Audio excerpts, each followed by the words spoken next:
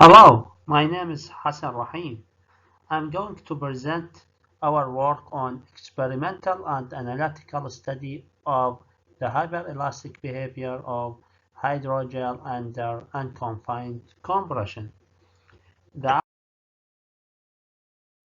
outline of this presentation will be I will give a background, then I will talk about materials and methods, then present some of the results, then end up with the conclusion.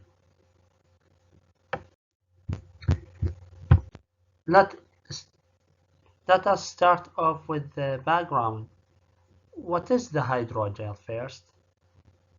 It is a 3D cross-link networks that highly utilized as a tissue scaffold, such as a replacement for a degenerative nucleus pulposus.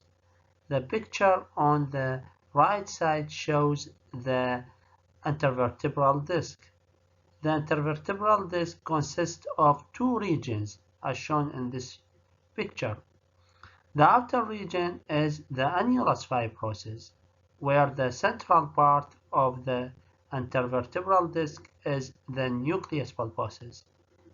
Hydrogel and nucleus pulposus are viscoelastic materials, and what makes the hydrogel attractive materials for nucleus replacement are its viscoelastic properties, and it is a biocompatible material. At the end, then it resembles the native tissue for the nucleus pulposus of a human. For this reason, we do have a lot of properties that make the hydrogel it is a candidate material for the nucleus pulposus replacement. Therefore, the goal of this research is to utilize the strain energy density functions to determine a suitable constitutive model that represents the nonlinear behavior of the agarose hydrogel under unconfined compression test first, then after that to predict the behavior of these materials out of the range of the test, that means intention.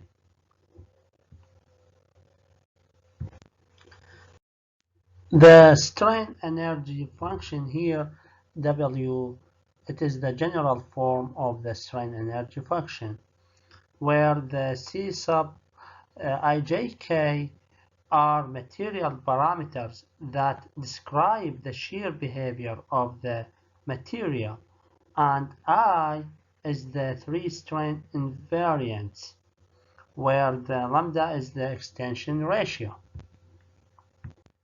The hyperelastic models such as Ogden, Newhoeken, Monorevlin, and Yoha are driven from the strain energy function.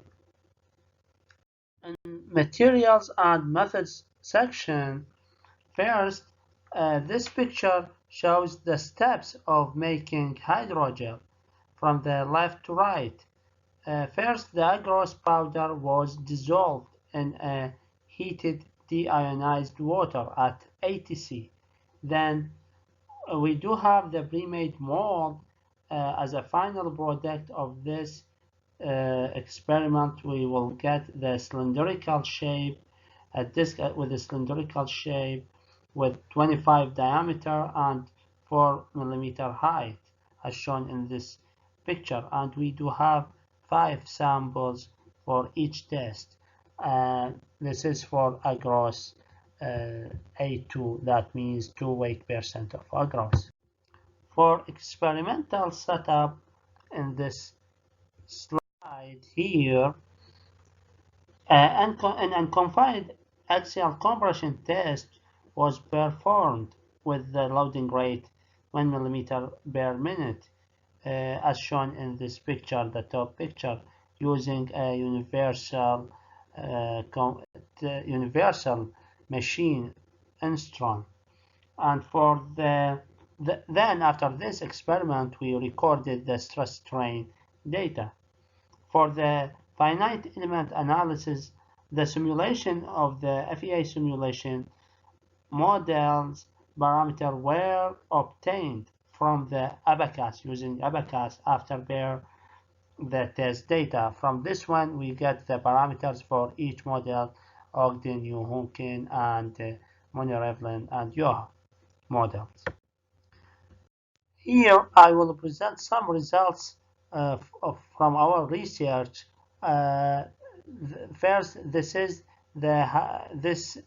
figure here shows the comparison between the test data, the shaded area, and the calibrated models in compression. It seems that all models were able to fit the compression data in all range of the applied strain, except as shown here, Yoha model, which fails to predict the real response of the agross, 2% agross.